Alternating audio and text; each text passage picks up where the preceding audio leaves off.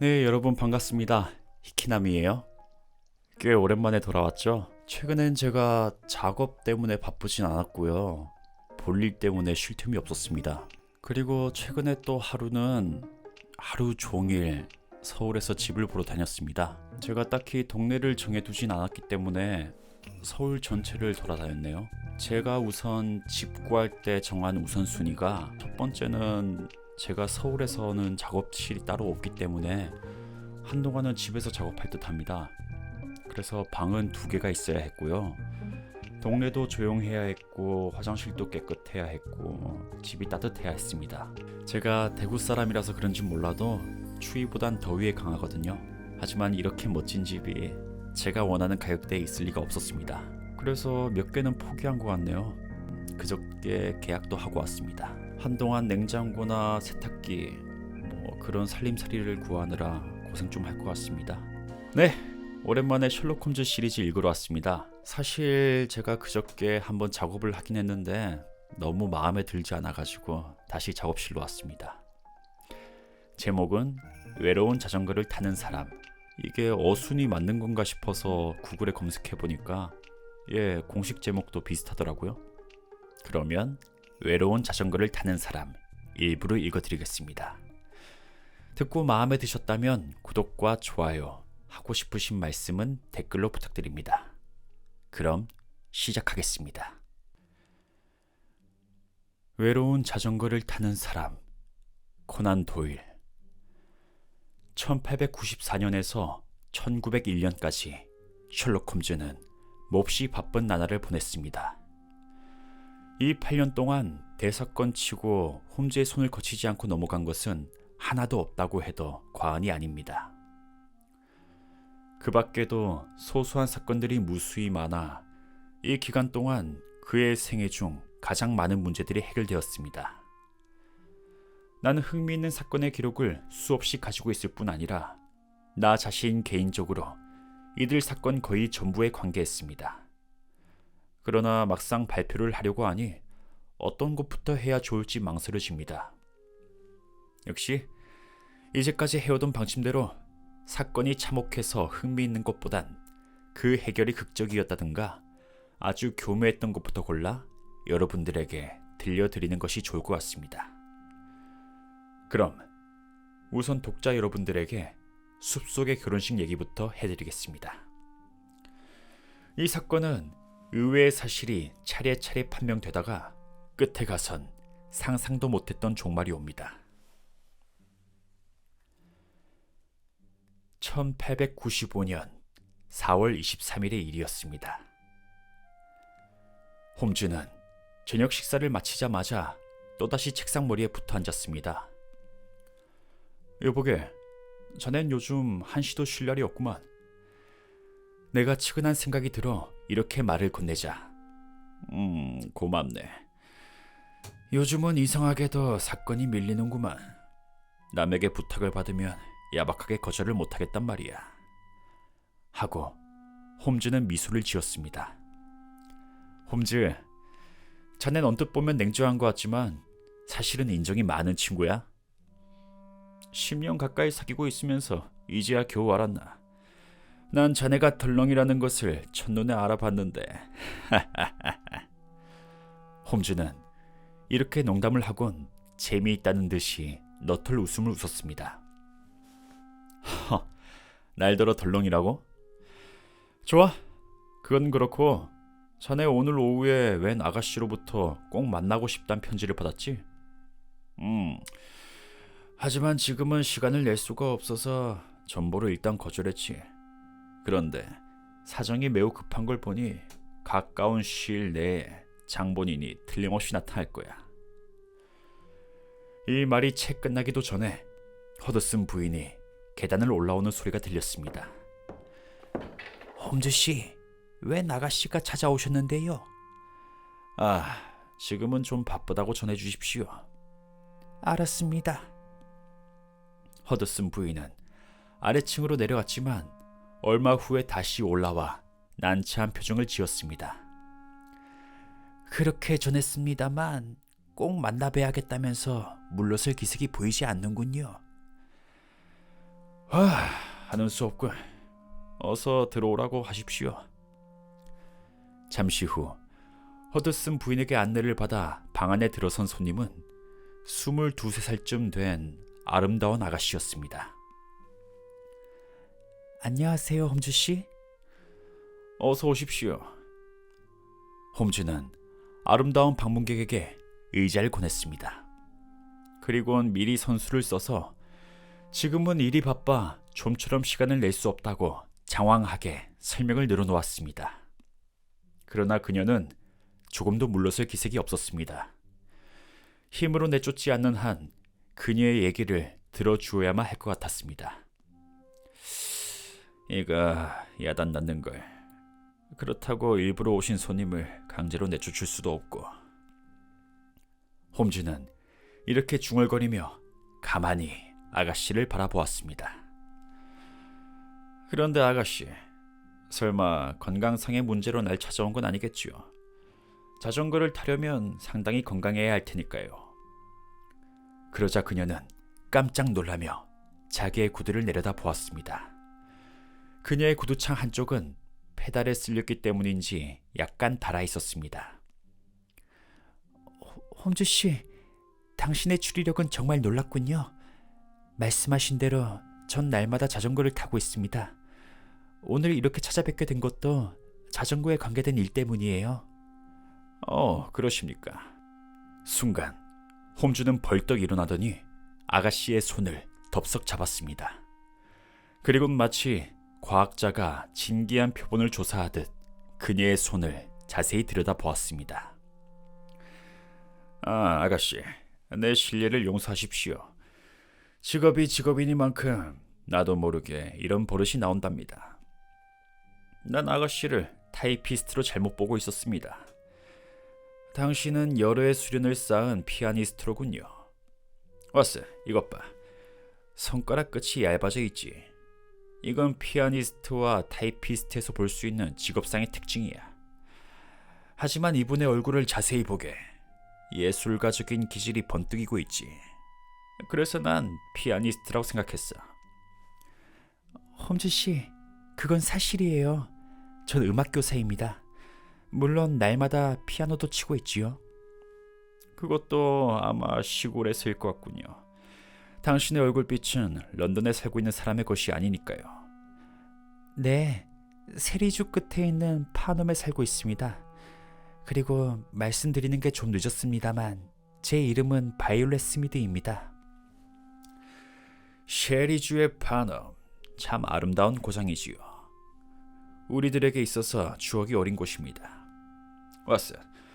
우리가 그 위조 지폐를 낱말한 아치 스탠포드를 체포한 게 그 근처였지. 그런데 바이올렛냐, 거기서 무슨 일이 있었습니까? 홈즈는 사건의 핵심으로 들어갔습니다. 바이올렛은 침착한 태도로 자신이 겪은 이야기를 하였습니다. 제 아버님은 벌써 여러 해 전에 돌아가셨습니다만 옛날엔 이름난 음악가였습니다. 황실극장에서 오케스트라를 지휘하신 적도 있지요. 육친이라면 단 한 사람, 숙부 랠프 스미드라는 분이 계시지만 그분도 25년 전 미국으로 건너간 채 소식이 끊어졌어요. 아버지가 돌아가셨을 때 저희들에겐 한 푼의 저축도 없었습니다. 그날 끼니를 잊는 것조차 곤란을 받았죠. 그러던 어느 날 친구 한 사람이 찾아와 타임즈지에 저희 모녀를 찾는 광고가 실려있다고 알려주었습니다. 그 말을 듣고 어머니와 제가 얼마나 기뻐했는지 상상에 맡기겠어요. 누가 유산이라도 남겨주었나 싶었기 때문이에요. 신문사에 알아보니까 상상한 대로 그 광고는 변호사가 낸 것이었습니다. 저희 모녀는 변호사 사무실에서 캐루저스 씨와 우드레이라는 두 신사를 소개받았습니다. 두 분은 최근에 남아프리카에서 귀국했는데 그곳에 있을 때 숙부님의 친구였다는 거예요. 그분들의 말에 의하면 숙부님은 3개월 전에 요하네스 버그에스에서 고생하다 돌아가셨는데 숨을 거두기 전에 자신의 육친의 행방을 찾아 물질적으로 돌보아 달라고 부탁했다는 거였어요. 살아있을 땐 저희를 거들떠보지도 않던 숙부님이 죽을 때 저희를 돌봐달라고 유언했다는 것은 이상한 일이 아닐 수 없었어요. 그러나 캐로저스 씨의 이야기를 듣고 나니 이해가 가더군요. 숙부는 그 무렵에 저희 아버지가 돌아가신 것을 알고 저희들을 돌봐주어야겠다고 마음먹은 거래요. 잠깐만, 당신들 모녀가 두 사람을 만난 건 언제쯤입니까? 하고 홈즈가 물었습니다. 작년 12월이니까 꼭 4개월 되었군요. 고맙습니다. 이야기를 계속하십시오. 우드레이라는 사람은 참 징그러워 보였어요. 뭐라고 하면 좋을까요? 꼭 뱀 같다고나 할까요? 머리카락은 기름을 발라 잠자리 눈알처럼 번쩍이고 붉은 콧수염을 기르고 있었는데 쉴 새 없이 품위 없는 눈초리로 절 뚫어지게 노려보곤 했어요. 아무튼 제가 제일 싫어하는 종류의 사나이였어요. 시릴도 제가 그런 남자를 알게 된 걸 틀림없이 싫어할 거예요. 시릴이란 분은 애인이신가 보군요. 홈즈가 웃으며 말하자 그녀는 얼굴을 붉혔습니다. 네, 그래요. 실 모트는 전기기사예요. 저희들은 올여름에 결혼하려고 해요. 어머, 제가 왜 그런 얘기를 꺼냈죠? 결혼하신다니 축하합니다. 그럼 캐루저스란 분은 어떻습니까? 캐루저스 씨는 나이가 좀 들어 보였고 인상은 아주 좋았어요. 태도도 공손하고 늘 미소를 띠고 있었지요. 그는 아버지가 돌아가실 때의 모습을 저한테 묻고 저희가 아주 가난한 것을 알게 됐고 10살 난 자기 딸에게 피아노를 가르쳐 주러 오지 않겠냐고 했습니다. 그러나 저는 어머니와 떨어져 살고 싶지 않다고 대답했어요. 그러자 그는 그러시다면 매주 토요일엔 반드시 어머니한테 돌아갈 수 있도록 해드리겠습니다. 급료는 1년에 100파운드 드리지요 라고 했습니다. 1년에 100파운드라면 제겐 굉장한 급료였어요. 결국 전 그 다음 주에 파nom에서 10km쯤 떨어진 틸턴 그랜디의 캐루저스 씨 댁에 갔습니다. 캐루저스는 호랍이었기 때문에 딕슨이란 가정부를 두고 있더군요. 나이가 지긋한 부인으로 집안일을 도맡아 꾸려나가고 있었어요. 제가 가르칠 아이는 아주 귀여웠는데 고분고분 가르치는 대로 잘 따라와 주었어요. 캐루저스 씨도 매우 친절했어요. 뿐만 아니라 음악을 좋아했기 때문에 저와 취미도 잘 맞았어요. 저는 날마다 즐겁게 지냈습니다. 물론 토요일엔 어머니를 만나러 갔지요. 그런데 저의 행복은 오래 계속되지 못했어요. 어느 날 갑자기 그 붉은 콧수염을 기른 우들레이가 나타나 저를 괴롭혔습니다. 우드레이는 일주일 예정으로 놀러 왔다는데 저에겐 그 일주일이 몇 달이나 되는 것처럼 느껴졌어요. 그런데 그 우들레이의 어디가 그렇게 마음에 안 드시는 겁니까? 묵묵히 듣고만 있던 홈즈가 침묵을 깨뜨렸습니다. 하나에서 10까지 모든 게 싫어요. 하다못해 포크를 쥐는 법까지 마음에 들지 않아요. 그는 가만히 있어도 남에게 혐오감을 주는 그런 사람이에요. 그는 변변치도 못한 재산을 자랑하면서 만일 자기와 결혼해준다면 런던에서 가장 큰 다이아몬드를 사주겠다고 저를 유혹하더군요. 그래도 제가 상대를 하지 않으니까 이번엔 저를 강제로 껴안으려고 했습니다. 그때 마침 캐루저스 씨가 들어와서 봉변을 면할 수가 있었어요. 화가 난 오드레이는 캐루저스 씨에게 달려들어 마구 치고받고 하더군요. 그 통에 캐루저스 씨는 얼굴에 상처까지 입었어요. 말할 것도 없이 우드레이는 그날 돌아갔어요. 이튿날 캐루저스 씨가 저에게 사과하면서 2번 다시 그런 모욕을 받지 않겠다고 하시더군요. 그 후 우드레이는 다시 나타나지 않았습니다. 잠깐 쉬고 나서 바이올렛은 다시 이야기를 계속했습니다. 홈즈 씨, 그럼 이제부터 제가 겪었던 이상한 사건에 대해서 말씀드리겠어요. 제가 캐루저스 씨 댁으로 간 뒤에 어머니는 런던으로 이사를 하셨습니다. 그래서 전 매주 토요일에 어머니가 계신 런던으로 갔다가 월요일날 돌아오곤 했어요. 캐로저스시 댁에서 파넘역까지는 10km쯤 떨어져 있었기 때문에 역까지 가는데 자전거를 이용하곤 했습니다. 그런데 틸턴 그랜드에서 파넘역으로 가는 길은 매우 호젓해서 사람의 왕래가 거의 없었습니다. 그 중에서도 찰링턴 황무지는 대낮에도 오싹해질 정도로 한산하고 음산한 곳입니다. 이곳엔 길 한쪽에 옛날 영주가 살던 찰링턴 장원이 남아있는데 사람이 살고 있는 것 같진 않았습니다. 그곳을 지날 때마다 무서운 생각이 들어서 하나님, 아무쪼록 무사히 지나가게 해주소서 하고 빌면서 필사적으로 페달을 밟곤 했습니다. 2주일 전의 토요일이었습니다. 황무지를 지나다가 아무 생각도 없이 뒤를 돌아보았는데 역시 저처럼 자전거를 탄 사나이가 뒤를 따라오고 있었습니다. 그 사나이는 검은 코스튬을 기른 중년 신사였는데 파넘에 도착해서 다시 돌아보니 어디로 갔는지 보이질 않았습니다. 전 더 이상 그 사나이에 대해서 신경 쓰지 않았습니다.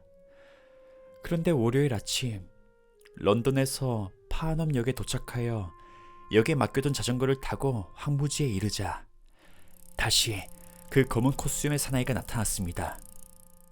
이번에도 사나이는 5분쯤 뒤따라오다가 슬그머니 사라져 버렸습니다. 사나이는 다음 토요일에도 나타났습니다.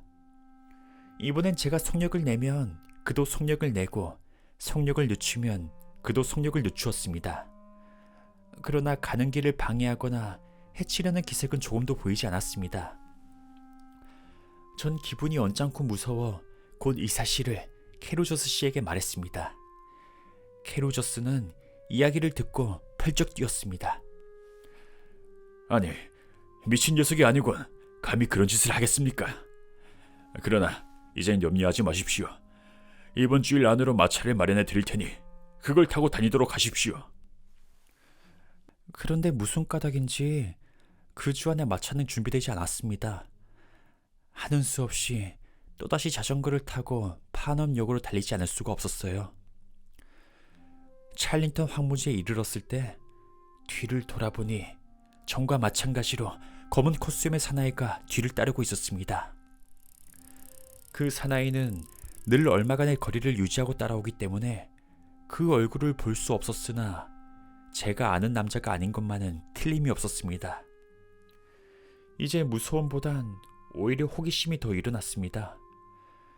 도대체 저 사나이는 누구일까? 무엇 때문에 이런 짓을 하고 있는 걸까? 전 일부러 자전거의 속력을 늦추었습니다. 그러자 그쪽에서도 속력을 늦추었습니다. 이번엔 아예 자전거를 세우니까 그쪽에서도 똑같이 자전거를 세웠습니다. 한번 골탕을 먹여볼까? 산모퉁이에 이르자 갑자기 속력을 내었습니다. 산모퉁이를 돌자마자 거기서 상대가 오기를 기다릴 작정이었어요. 그 사나이 역시 산모퉁이를 급히 돌 것이 분명했습니다. 전 나무 뒤에 숨어서 추적자가 나타나길 기다렸습니다. 그러나 사나이는 좀처럼 모습을 나타내지 않았습니다. 전 산모퉁이를 다시 돌아가 그를 보았지요. 거기선 2km쯤 길이 훤히 트여 있었는데 놀랍게도 추적자의 모습은 아무데도 보이지 않았습니다. 허 벌판에는 폐허가 된 장원의 쓸쓸한 모습만이 눈에 띌 뿐이었죠. 참 재미있는 일이군요. 오랜만에 즐거운 일이 생긴 것 같습니다. 홈즈는 빙긋이 미소를 지으며 말했습니다. 재미있다고요? 바이올렛은 금방 뾰루퉁해졌습니다. 실례했습니다. 그런데 아가씨, 산모퉁이를 돌았다가 다시 돌아갔을 때의 시간은 대강 얼마나 걸렸습니까? 글쎄요, 2분이나 3분쯤 되었을 거예요. 그렇다면 그 사나이가 2km나 되는 길을 달려서 모습을 감출 순 없었겠군요. 혹시 길 옆에 다른 곳으로 빠지는 샛길 같은 곳은 없습니까? 네, 샛길 같은 건 없어요. 그렇다면 자전거를 짊어지고 황폐한 장원에 숨었다는 결과가 되는군요. 그 밖에 다른 일은 없었나요? 네, 없었어요. 어떻게 생각해보면 아무것도 아닌 것 같지만 전 이 일이 마음에 걸려서 견딜 수가 없었습니다. 그래서 홈즈 씨를 찾아뵙고 도움을 청하려고 온 거예요. 홈즈는 생각에 잠겨서 한참 동안 아무 말이 없었습니다. 당신의 약혼자이신 시릴 모튼 씨는 지금 어디에 계십니까? 그이는 코펜트리에 있는 미드랜드 전기회사에 근무하고 있어요. 모튼 씨는 장난기가 많은 분인가요? 네, 굉장히 쾌활한 분이에요. 혹시 그 코스튬의 사나이는 모튼 씨가 변장한 것이 아닐까요? 홈즈는 무엇을 캐내려는 듯이 바이올렛의 얼굴을 유심히 살폈습니다. 어머, 그이는 그런 못된 장난을 할 분이 절대 아니에요. 바이올렛은 얼굴을 붉히며 항의하듯이 강하게 말했습니다. 아, 그렇다면 실례했습니다. 그럼 한 가지만 더 물어보겠는데 모튼 씨 이외에 당신을 좋아하는 사람은 없습니까?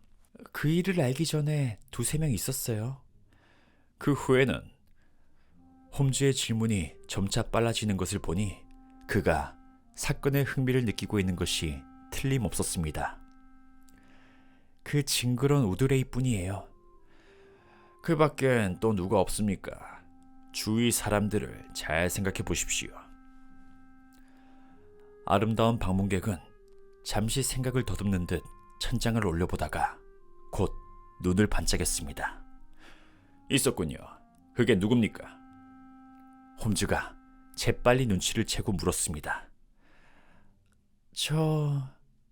어쩌면 이건 단순한 저의 상상에 불과할지도 몰라서.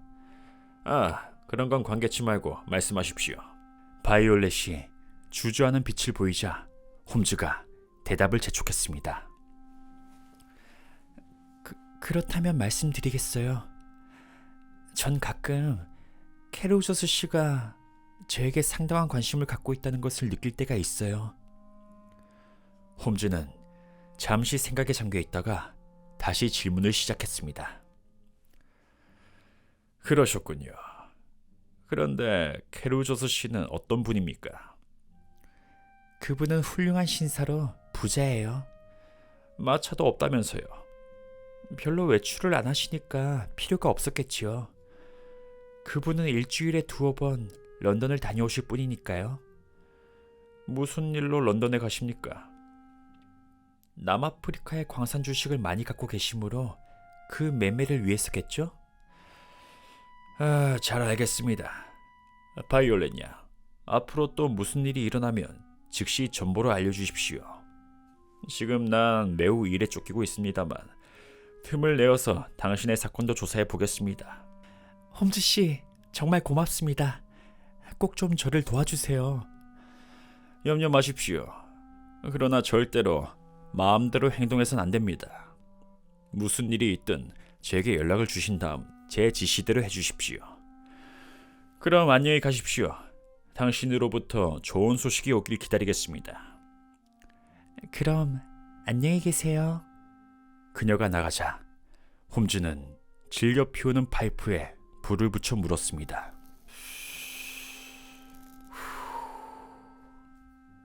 저렇게 아름다운 아가씨에게 그만한 사건이 일어나는 것은 오히려 당연한 것 같아. 그래, 자네 말이 맞아. 나도 지금 그런 생각을 하고 있던 참이야, 홈즈.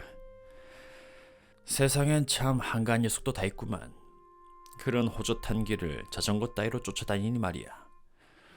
아마 남몰래 짝사랑하는 녀석의 짓일 거야. 그런데 왓슨, 짝사랑 치곤 뭔가 복잡한 사연이 얽혀있는 것 같지 않나? 그 사나이가 특정한 날, 특정한 장소에만 나타나는 게 아무래도 이상하군. 바로 그 점이야. 우선 찰링턴 황무지 근처에 어떤 사람이 살고 있는지부터 조사해야겠어. 그리고 캐루저스와 우드레이의 관계도 조사해야겠어. 그 두 사람은 친구라곤 하지만 성질이 너무나 다른 것 같아. 게다가 그 두 사람이 왜 랠프 스미드의 조카에게 그토록 열심히 관심을 가져주느냐, 그것도 문제야. 그리고 또 한 가지, 캐루저스는 마차도 세내지 못할 정도의 경제 상태면서 어째서 피아노 교사에겐 보통의 2배나 되는 급료를 주었을까? 아무리 생각해 보아도 이상해. 그러고 보니 캐루저스의 마음속엔 호의나 친절 이상의 것이 도사리고 있는 것 같아. 내가 이렇게 말하자 홈즈는 기다리고나 있었다는 듯이 말했습니다. 왓슨, 자네가 한번 가서 조사해주지 않겠나? 난 앞으로 2-3일 동안은 도저히 틈을 낼 수가 없어. 시시한 사건일지도 모르지만 자넨 힘껏 한번 해보게.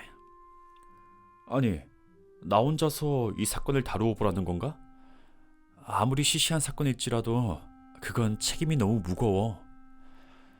난 일단 손을 내젓긴 했지만 마음 한구석엔 까닭 모를 호기심이 불꽃처럼 타오르고 있었습니다. 그리고 이번 기회에 나도 한번 홈즈 못지않게 사건의 단서를 잡아 뽐내보고 싶은 생각이 들었습니다. 그렇게 어려워할 것 없어.